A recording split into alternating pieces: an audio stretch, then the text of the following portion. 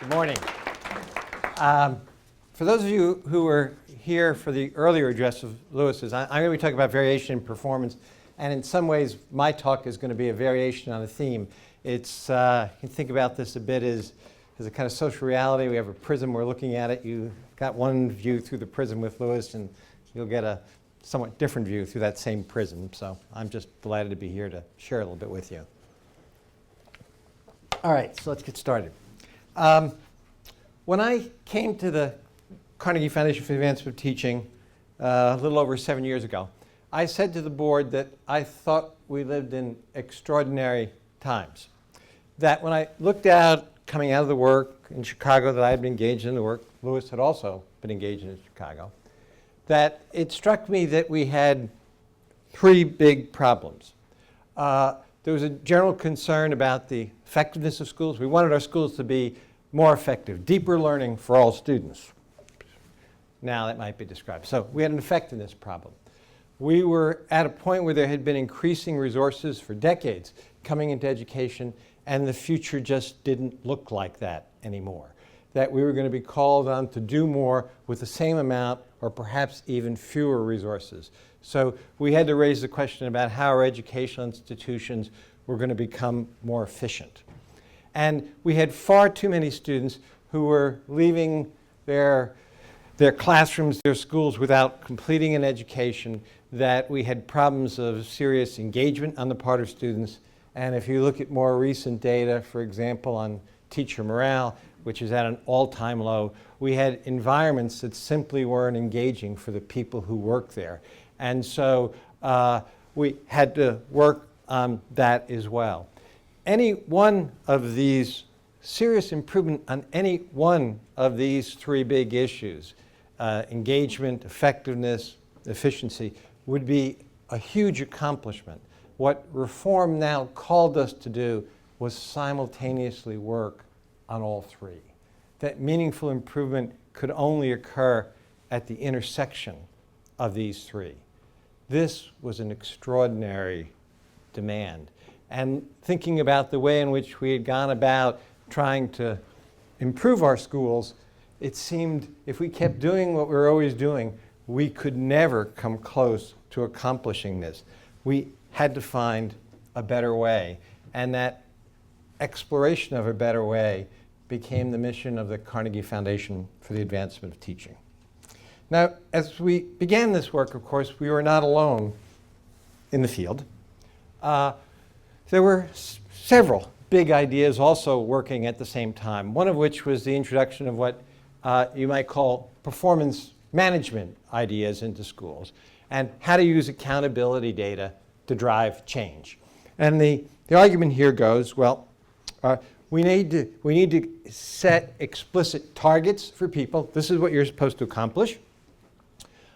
We need to create incentives so we get you to move toward what we think you should accomplish. We're going to create data dashboards so you know exactly how well you're doing. And we're going to hold individuals accountable because we've told you where to go, we've incented you, and we're giving you data about whether or not you're getting there. But there's a problem because basically in this framework, there's no working theory of improvement. The tacit working in theory of improvement in this framework is you go figure out how to do it or else something bad might happen to you. But this is one set of ideas, been working over the last 10 or 15 years, driven by essentially a performance management perspective. Very different set of ideas, the evidence-based practice movement, personified in the work of the Institute of Education Sciences, which I was on its governing board for a number of years, just came off. And its logic is something like what I've sketched out. It's a little bit of a caricature, but somebody has an idea, and that person or small group designs some intervention, and it looks kind of promising, so it goes to, then it's going to go to a larger scale randomized control trial, and these things typically take 5 years. And if they're really lucky, they get evidence that this thing can work. And key word here is can work. Because what the even with a very well-defined randomized control trial, at its best, that positive effect size, what it's telling us is this thing had to work somewhere for somebody in order to get that positive number. So that's what it tells us. It can work because it did somewhere, okay? And then the logic is, well, then it's going to go from there and it's going to go over to this group called the What Works Clearinghouse. And they're going to probably take another 12 to 18 months to review this body of evidence. And if they think all the right things have been done, it's going to go on an approved list. And then what's supposed to happen is districts will be required or incented to buy things from this approved list. And if you heard this in the previous talk, if educators implement this initiative with fidelity, voila, practice improves. So this is a kind of working theory of improvement anchored in evidence-based practice. And it's borrowed from healthcare, from particularly the line of healthcare that focuses especially on drug trials because they tend to look like this. Now, there are a number of problems with this logic, but just at the most basic level, as I said, it's borrowed from healthcare. I had the privilege of being on a Institute of Medicine committee that back a few years ago that focused on what they called a learning healthcare system, how in healthcare they could accelerate learning to improve. And the privilege of being on this committee is I got to see a lot of the working dynamics in healthcare. And one of the things that I learned is that this system right now in education, What Works Clearinghouse, after about 12 years, has got something close to 1,000 entries in it. That's the whole corpus of, quote unquote, what we know.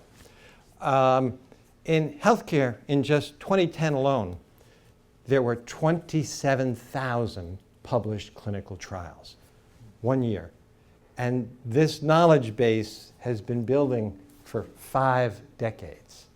And yet, what clinicians will tell you is that upwards about 80% of the practice they engage in, there really is no knowledge base for what to do. Because people don't come with one thing. They have medical histories. They have comorbidities. We are different in terms of our genotype, which affects oftentimes how we respond to medical treatment. So in healthcare, they're already moving towards thinking about something. How do you build knowledge that is much more contextually specific? So while this work is worth doing, just that perspective leads you to understand that at no occasion in our lifetime is this actually going to help most schools get better at addressing most of their problems. And one of the issues that sits in our near future is this framework is embedded in the Every Student Succeed Act, that for school turnarounds, they're supposed to buy one of these things. So that's going to be quite interesting to follow going forward. But so this was another set of ideas. The strength of this ideas, well, go back to the first one. The strength of the performance management ideas was that it got us really focused on student outcomes. It got us to attend to actual variation in outcomes for different subgroups of students. And so we can now more clearly see who education's working for and who it's not. And that may seem like a kind of obvious thing, but it wasn't always so.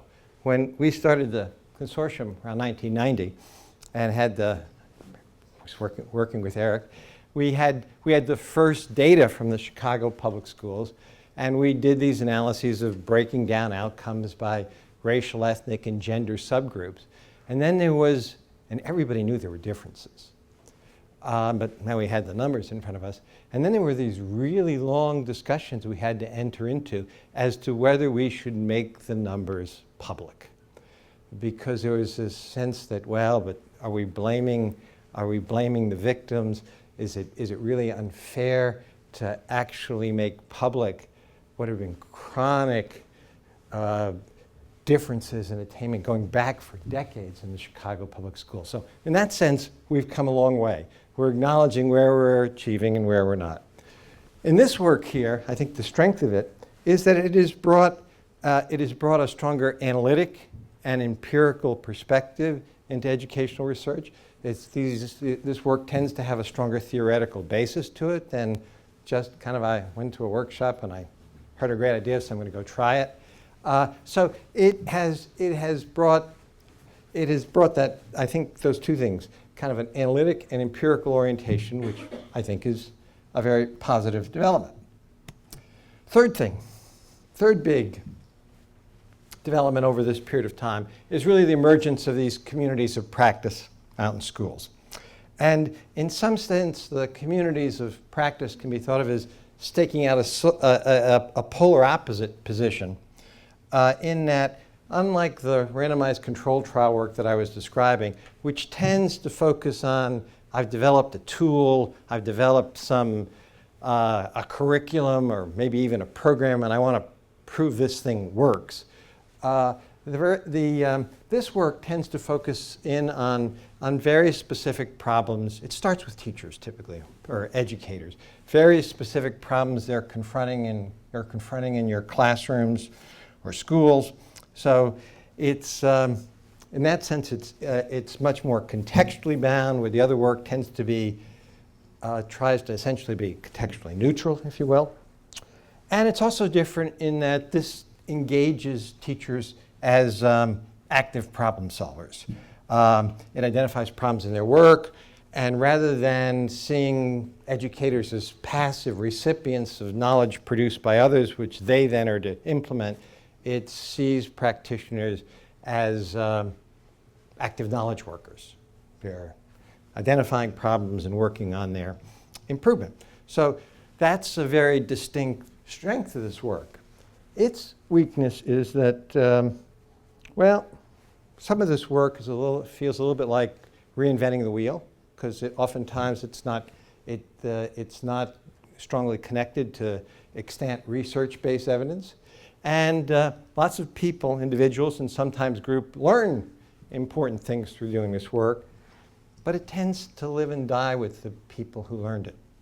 It does not have good mechanisms embedded in it for accumulating what we might think of as a practical knowledge base, so that those who come after can at least start with what those who worked on this before have already learned.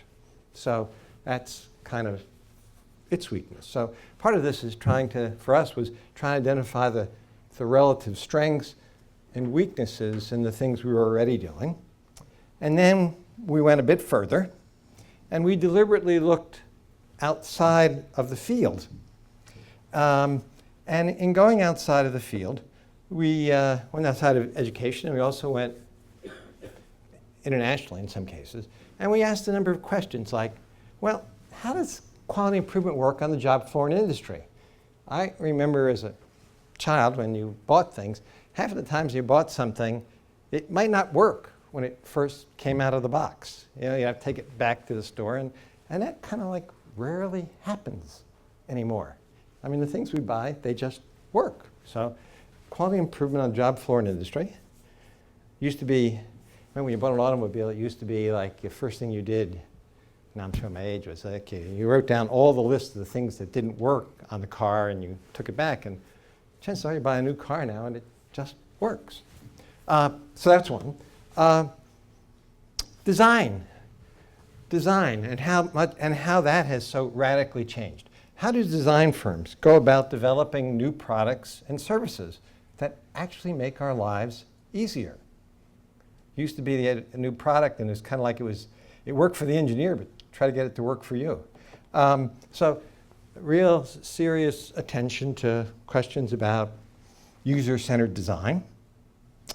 Different thing, and a big exploration for us, was the work on quality improvement in healthcare. How are folks working on improving the quality of care that patients receive day in and day out, and how care could become more patient-centered rather than institution-centered. And Lewis already talked about one example of that work. Well, how do they actually do that work? And then the fourth area we looked at quite differently was this emergence of scientific networks and how they were spreading progress on problems that were previously thought either too difficult or so extraordinarily complex that they might be impossible to solve. How are these scientific networks now essentially bringing together the knowledge and intelligence of many different people and the work of many different people and actually solving very complex problems? And might there be something we could learn from that as well? So that led to these 6 improvement principles that Lewis already mentioned. To be problem-focused and user-centered, attend to variability, see the system that creates that variability. We start to talk about improvement. You've got to embrace measurement and discipline inquiry and carry this all out through networks so we can accelerate learning to improve. And in my talk, I'm going to focus primarily on attending to variability, but then I'll migrate down a little bit to see the system and that's creating that variability, and in turn then how we would embrace measurement in this whole process. So this is kind of like more the engineering talk, getting down into the weeds about how you do some of this. All right. Variation in performance as the problem to solve.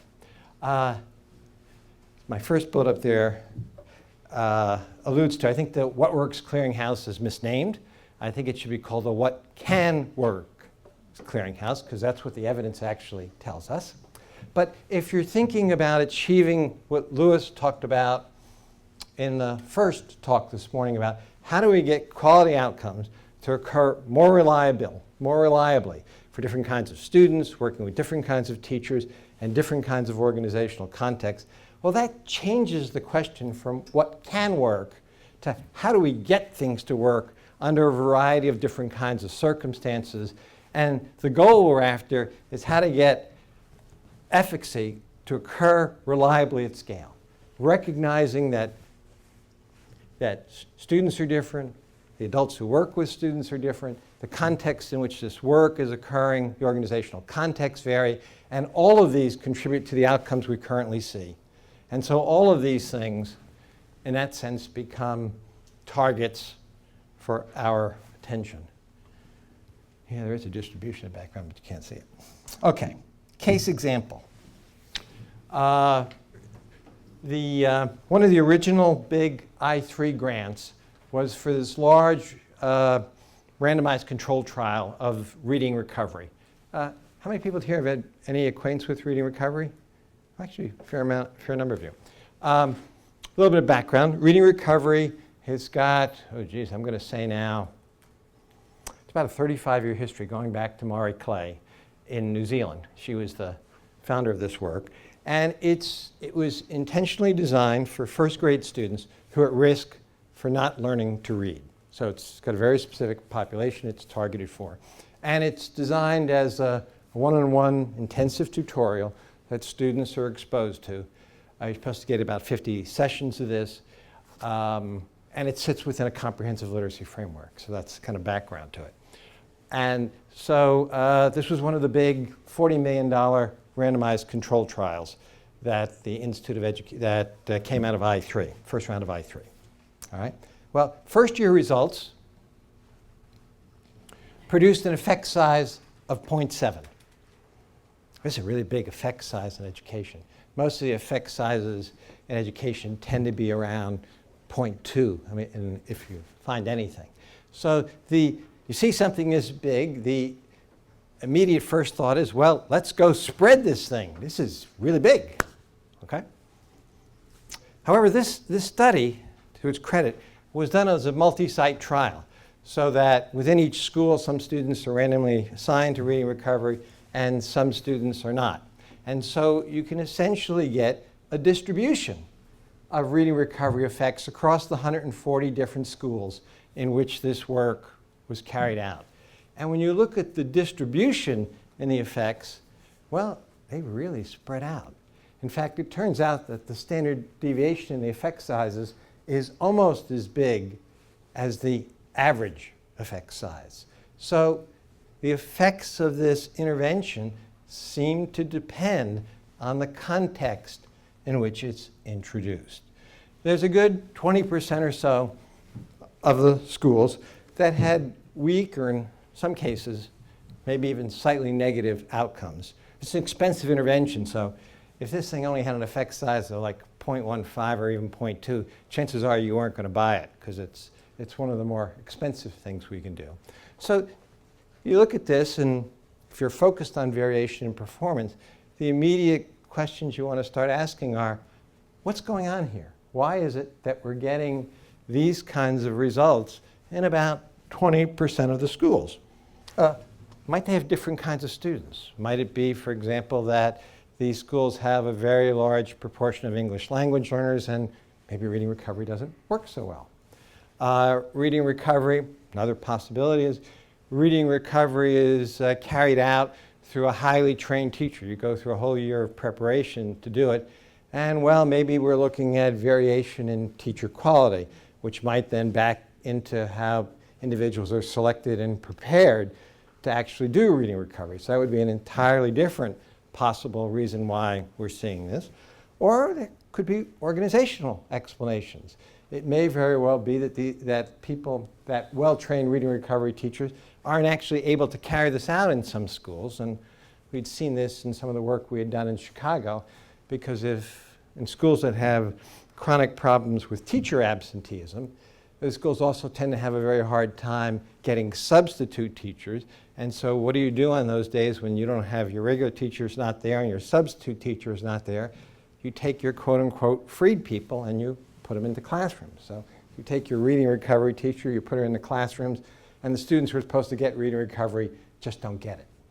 And that can happen really frequently. So there are lots of possible explanations, and this thinking about variation in performance says, well, we got it. Now we have to understand what seems to be driving these less than positive outcomes. And interestingly, the same is true at the other end. There are some places that seem to be getting almost double the effect sizes, what in the literature now people would refer to as positive deviance. There's somewhere out here, there's probably something really good going on.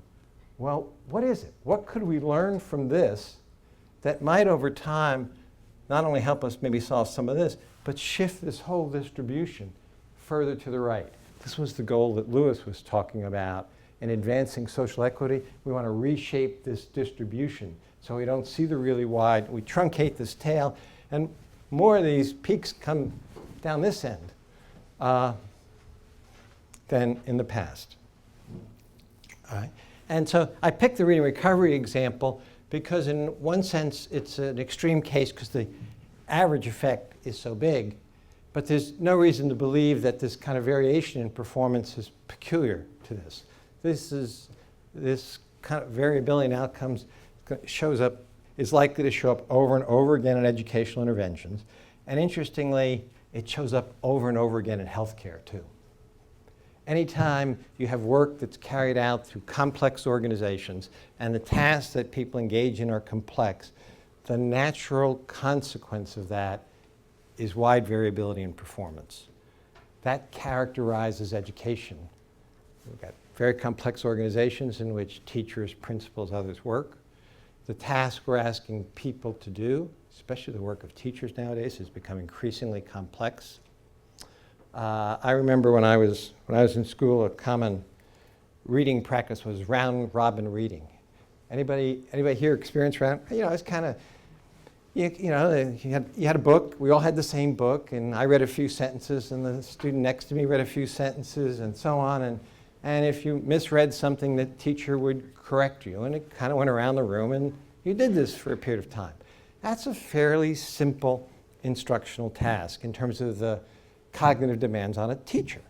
Compare this to something like a guided reading lesson where, you have to figure out how to group students together for this guided reading lesson. So chances are you're using some sort of data for purposes of grouping students. You have to select an appropriate text given who the students are and who the objectives you hold for this group of students through that lesson. There's a pre-reading activity in getting students ready to read the text, so you have to understand what about the text and your students in order to prepare them to read. As the reading is actually going on, you're taking a running record where you're using a framework for identifying errors that students are engaged in, because that's going to be evidence for what you might do next.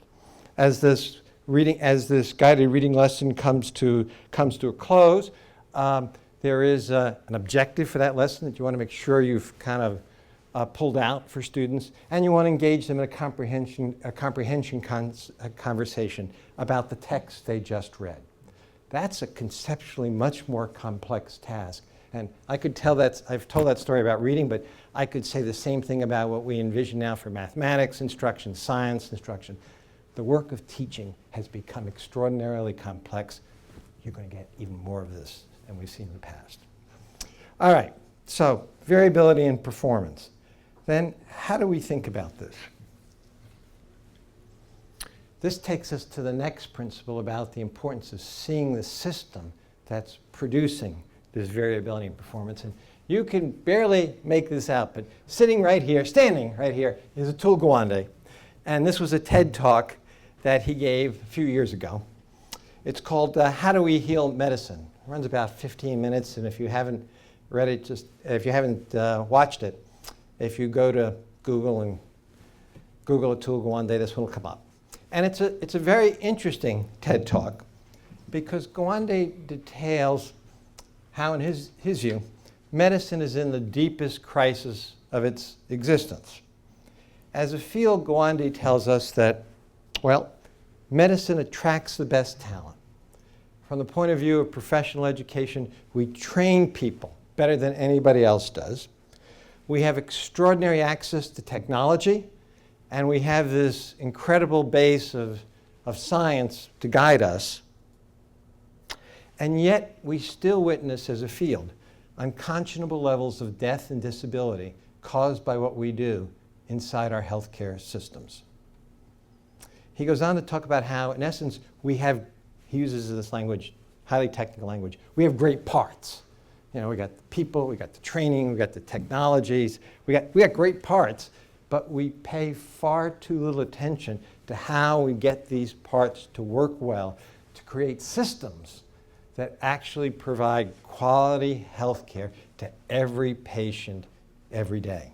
So this idea of seeing the system that's producing the unsatisfactory outcomes we regularly see.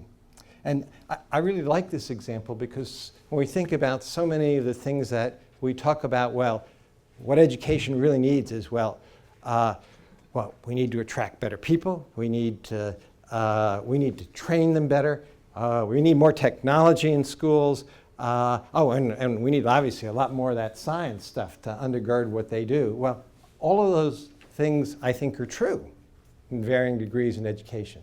But even when you got great parts, it doesn't mean you reliably produce great outcomes. All right, so kind of working through this idea of seeing the system, and I chose for this one to talk about some work that I did before I came to Carnegie on instructional coaching.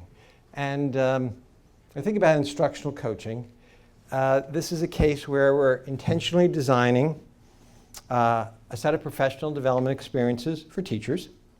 The intent of this is to support teachers to change their instructional practice, and this in turn is intended to support improvements in student learning. So there's a pretty complex and long causal chain at work when you think about introducing coaches into schools.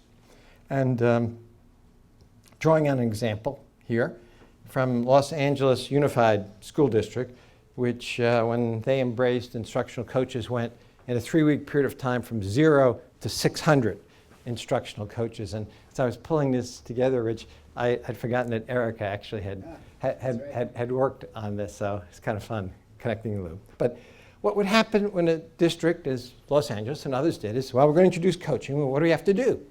Well, we're going to have to figure out how to pay these people. What, are they teachers? Are they administrators? Are they on a 9-month contract, 12-month contract? So got to figure that out. We're going to have to hire and assign these coaches out into schools. Both those first two, we probably may have to negotiate some with the union around these issues. So we're going to get into union contracts. And so we're going to send coaches out to schools. We do this, out they go. And then we expect these coaches will work on a variety of things with teachers, their pedagogical knowledge and skill, make sure they're covering the right content, whole set of things that are supposed to change as a result of the coaches being there. And that, of course, ultimately is going to result to improvements in student learning. That's the, intervention. That's teachers change, students change. And then, as Lewis had in his presentation, sitting in the middle is this proverbial black box. The coaches are going into schools, and these things are supposed to happen, but what's the actual work system? What actually is happening in here, or would have to happen in here for this and that to possibly occur? So you got to kind of go inside this and say, well, what's the work system? And it's got a bunch of pieces to it. So let's take a little closer look at it. There are some new processes. First of all, there's a new role that's being put in place. There's some new work processes that are being invented, and there are a whole set of new relationships that have to be forged. And you get a material weakness in any one of these pieces, and chances are this thing doesn't work. So, whole set of questions you have to start asking. How should the coaches spend their time? What's the guidance you're giving them as to what it is they're actually supposed to do? And depending upon that, how you answer that question is probably going to change everything else that's going on here. Then there's the core of the work. What do key coaches need to know and be able to do? And how do we know if they can? So it gets to the question of the quality of coaching and what we're doing to support the development of these people who are taking in this new work. Because remember, when this started, nobody was trained as a coach. When they did this in literacy, they may have chosen teachers who had a reading specialist qualification, but that meant you knew something about reading. It didn't mean you knew anything at all about coaching other adults to improve their teaching. So there's a whole set of things going on here. And then this new role is being embedded in schools. For the coach to be effective, he or she has to develop a positive relationship with their principal because they're really dependent. Coach is dependent on their principal in order to be able to enact their role in the school.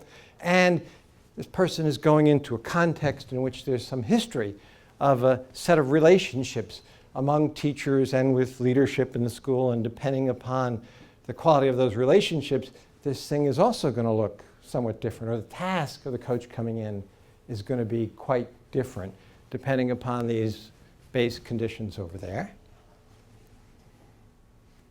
And then the coach is essentially acting as a lone professional practitioner, and they're a scarce resource. So ultimately it comes down to a question of who's being coached about what, and how do we know if this is actually advancing teacher development. So my point of all this is that as soon as you start to look inside and you ask, well, what's the work system? And where in the work system might variability in performance start to arise? Well, there's a bunch of places. And as I said before, because it's a system, a material weakness in any one part of this, and the system probably doesn't work to produce the outcomes you're after. All right, so this then carries over then in, well, if you think you have some idea that that's the system, well then what kind of information would you want to start to look for that might, particularly a group of coaches, people working with coaches, it's a learning community trying to improve the quality of coaching. What information do they need to support their improvement? Well, since we don't understand this very well, we're going to have some information about, well, how are people actually spending their time? Coaches typically log what they do, who they met with and what they do. Well, could you somehow collect that, like give all the coaches an iPad? And so you now at least have some data on where efforts are focusing. Then we had these critical new role relationships that are being forged. Well, this is a place where you can do something like what we call practical measurement, because we actually know something about a very small set of survey items that would actually give us some pretty good information about the quality of this relationships and that triangle up there. So you need to look at that because you might have very good people and they might be targeting the right, working in very productive ways with teachers, but they're in this, is this context actually supportive of this work? So that's another piece you need to know. And then you got the main strand, the quality of coaching. Actually, it starts with selection, the ongoing professional development support, and the quality of coaching. And this in some sense becomes the hard part, because the question is, can we agree on what quality looks like in coaching? See, if we can't answer that question, then if we can't agree on what quality looks like, then by definition, we're going to have variability in the quality of what's actually experienced. So in this case here, it essentially comes down to being able to answer a handful of questions. If coaching is going on, and we're watching it going on, what do we see? How do we interpret what we see? What are we going to say? And probably how are we going to say it? What the latter might be called the coaching stance. And we have to have some understanding, some common language, talk about what Lewis was talking about before, about how we would look at those four things to be able to answer the question, do we think quality coaching is actually occurring? What do we see? How do we interpret it? What are we going to say? And what stance are we going to take in this relational practice in which a coach is engaged with a teacher? All right, so you put this all together, and this begins to look like the kind of information you need to support improvement in coaching. It's about the work system, got it connected to there's that whole other box we had before about what the changes were in teachers' practice. And then there's another one that sits out over here, which is the actual changes in student learning. So if you want to make a system of coaching reliably improve instruction, this then begins to look like what you need, what kind of information people who are doing this work need to be looking at to figure out how to get better at doing the work. It's certainly not enough to have just a value-added indicator of how good the teacher is and some standardized test score of student achievement, which is what we do. We tend to get a lot of data over here, a lot of data at the end, but we tend to be ignorant about the system that's producing the data at the end. And you can't get the quality outcomes reliably at scale. You can't advance that social justice mission that Lewis was talking about before if you can't see the system that's producing the outcomes and begin to gather some evidence that could actually help the people engaged in the work get better at doing the work. That's the core idea. So kind of coming back, thinking about this as a research problem, to ask the question, does coaching work? Let's do a randomized controlled trial on coaching, which the IES actually did do and found a null effect. It's a silly question. Across vast domains of human activity, whether you think about the arts or sports or whatever you look at, we understand that the way expertise gets developed is through practice and through engaging in others who are somewhat more expert than you in the analysis of your practice. So we know that coaching can work. So to ask it, a question is just silly. But it is a human and social resource intensive system, coaching, even when it's well planned. And we expect to see variability in actual performance. And so the critical intellectual pursuit is, well, what would it take to achieve quality reliably in a system like this? That's the question we really have to answer, not that one. Okay, so just to finish up, and how does this work? How does doing this in networks, how does this help us? Well, this idea of working on improvement in networks, there are several features that come into play here. First off, if you have a large enough network working on a problem, you have an enormous source of innovation.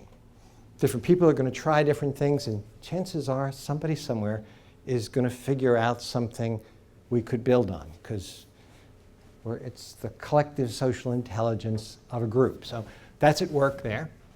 If we actually spend some time nurturing the relationships among people so that we get to know and trust each other, chances are I'm going to learn more about something about what you did, and I'm more likely to take it up and try it myself because I know you.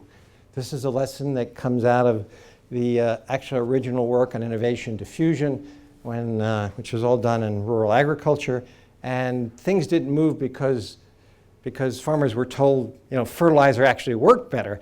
Things tended to move because they knew somebody who had tried it, and he or she could tell them that this really helped, and so you ought to try it. So relationships matter in terms of when you're thinking about improvement. The other thing that happens with big networks is you can see patterns, for data's coming in from lots of different sources. You can see patterns in big networks that even the best clinician might not recognize because they just don't see enough of it. So if what we tend to do, there's a natural human bias, something you don't understand in front of you, we tend to attribute it to the person.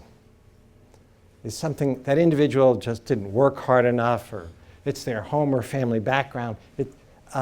It's not till you see enough cases like this that you can begin to see, you can move out of the ascriptive realm into actually something that starts to look more like, oh, there's something going on here that I can do something about. So in the example that Lewis talked before, where on the treatment of asthma at Cincinnati Children's, there were these long-standing discrepancies in outcomes between poor families and not poor families, and if you just stop there, that's kind of ascriptive.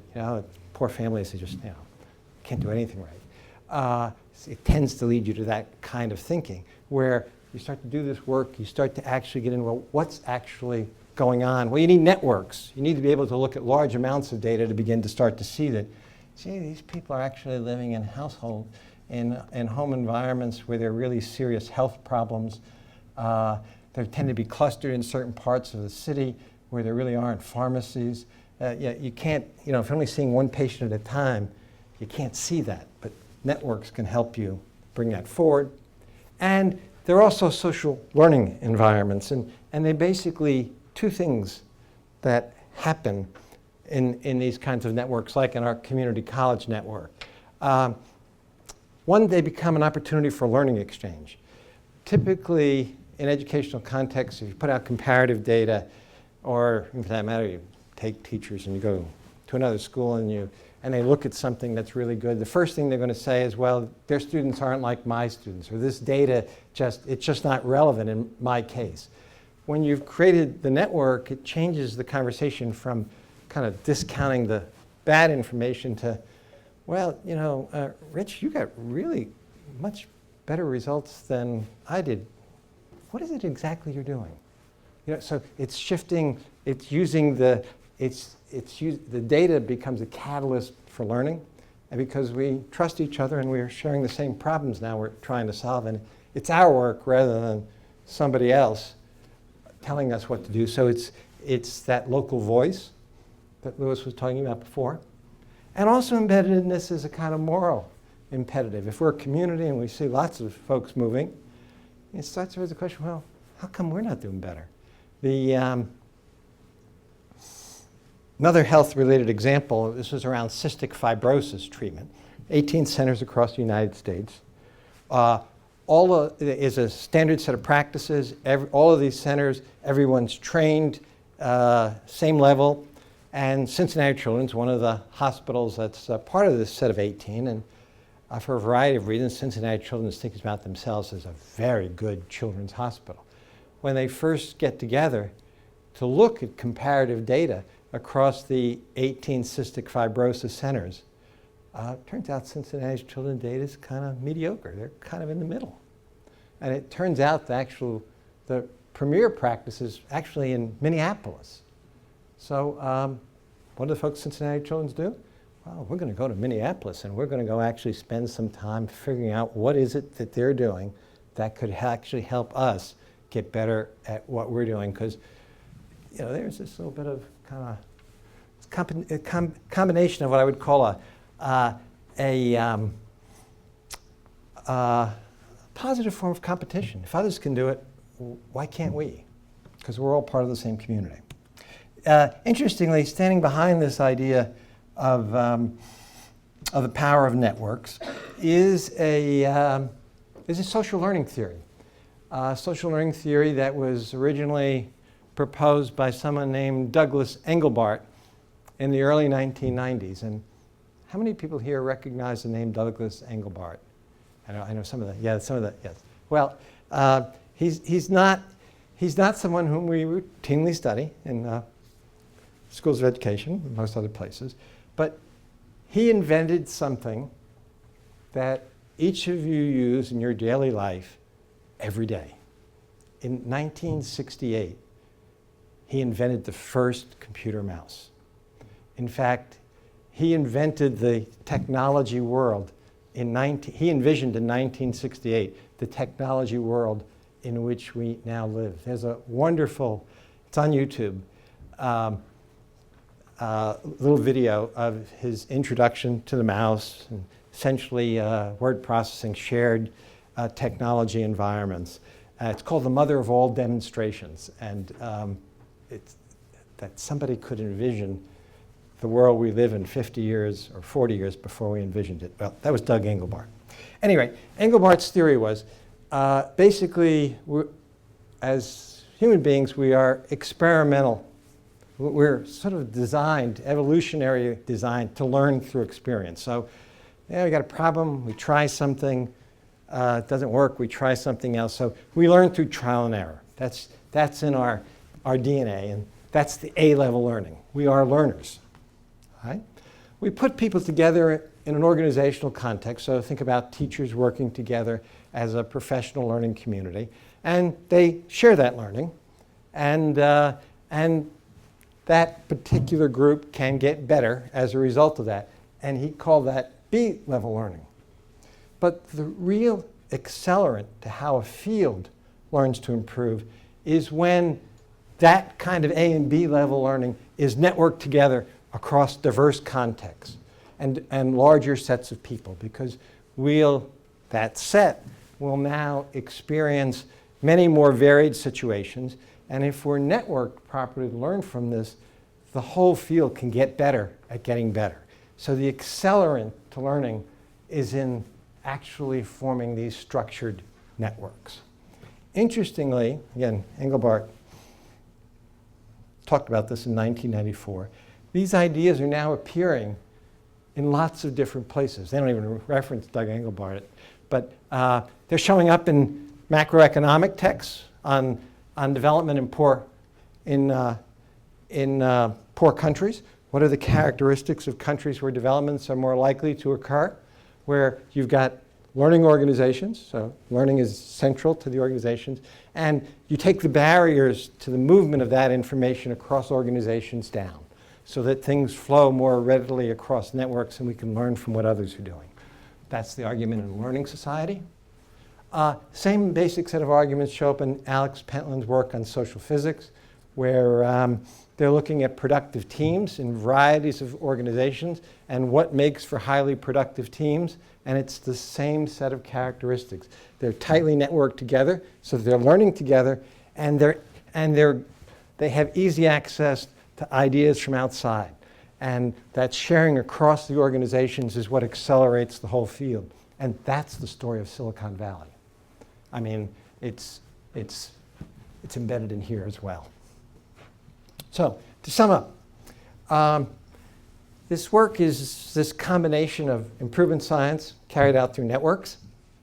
And I would just use kind of 3 words to sum it up. It's analytical. That is, we try to draw on the best research that exists, in a practical sense, we're theorizing. It's empirical, because we're always testing our change ideas against data. And it's social. We're doing this in an organized, structured community together. Those 3 characteristics are actually central to thinking about this work as a scientific community. But now it's a scientific community organized around solving practical problems. Just want to extend my thanks to folks here at the University of Wisconsin, to Rich, Erica, for inviting us to be here and have a chance to share some of this with you. And there's a lot more about what Louis and I talked about in the book we published earlier this year, so I refer you to Learning to Improve. Thank you. All right. We have time for some questions if you folks have some questions to ask. Tony? Yeah. So can networks learn bad ideas? If you just take the network part, we could reinforce our bad ideas. But if you combine it with the improvement science part, where you're constantly testing your change ideas against evidence, you eventually have to learn. You may, the interesting thing about part of the improvement science idea is starting small, learning fast in order to implement well. Well, you might try something, you might think it works, and then you get 5 of your colleagues to try it, and maybe it even works for them, and then maybe it goes out to 25 colleagues, and then it stops working for some of them. And you actually learn more when the thing fails than you learn from successes. All the successes say is, well, we've got to get some more people to try it. But when it fails, when it breaks down, there's something here I don't understand. There's something about this situation I'm not paying adequate attention to. So that's why it's the combination of the two. Just being in networks, well, we can just continue to reinforce bad ideas. But when you're doing this in this analytical, empirical way, it's a set of processes that have to eventually lead you to learning. Can I reframe? Sure. Okay. What if you learn how to do better bad things? What if you learn how to do better bad things? And then spread it around. I'm thinking here of, say, improving test scores, right? And we could learn how to do that better. And we could spread that around, and I could argue that people have and do.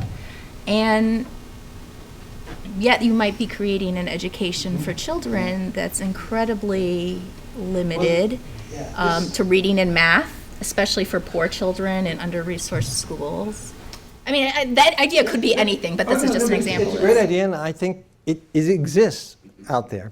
I think many, not all, but many successful charter management organizations, what they've done is they started with tests, and they do serious study of what's in the test, and then they work back from that in terms of organizing instruction so that you will do well on the tests. And there's a kind of, I think about this as a kind of non-symmetry about standardized tests. If I'm educating you well, chances are you're going to do okay on these standardized tests. But I can structure a system that produces improvement on the tests that as soon as you change the test, things fall apart. And we have evidence of this now. One of the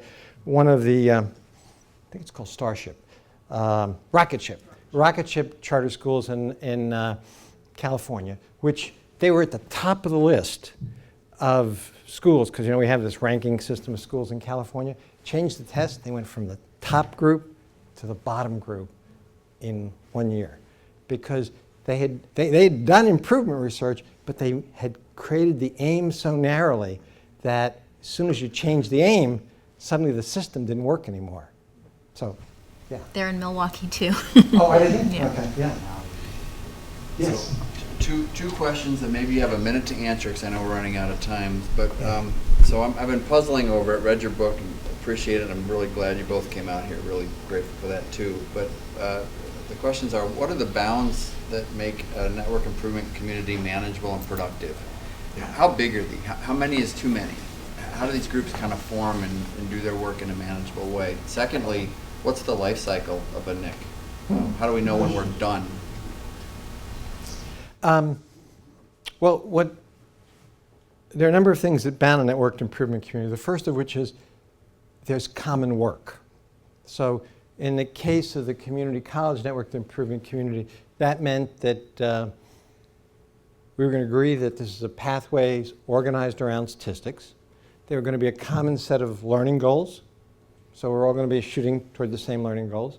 That faculty would be organizing instruction off of a base set of lessons that initially were developed to launch the community, but then the community was constantly improving. But if you're in the network, you agreed to work within the system. There was also a set of kind of formative assessments and a little bit of survey data that was collected, but there's some common data collected because we can't learn as a community unless we got common work and we got some common data coming back.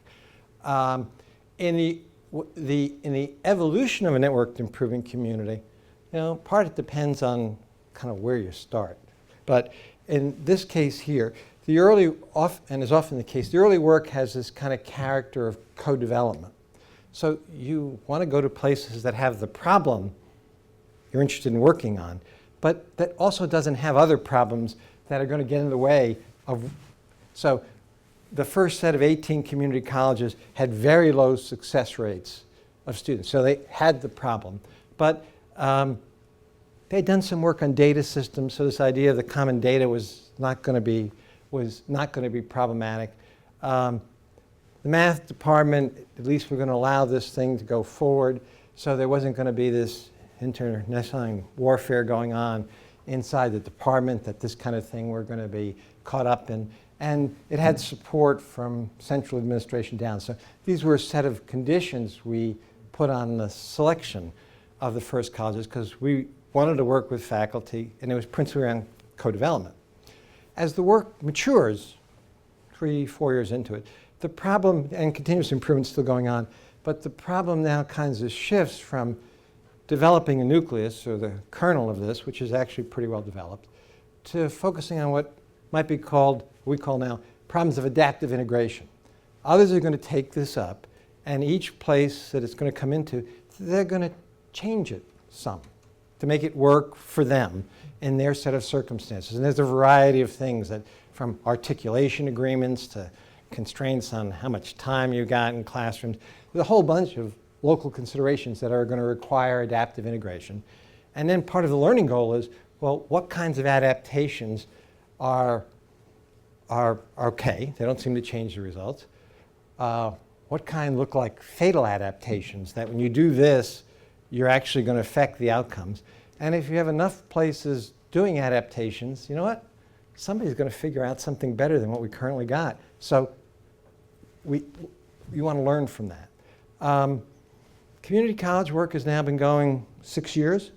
It's in the process of expanding various places nationally, but in serious ways in New York and California.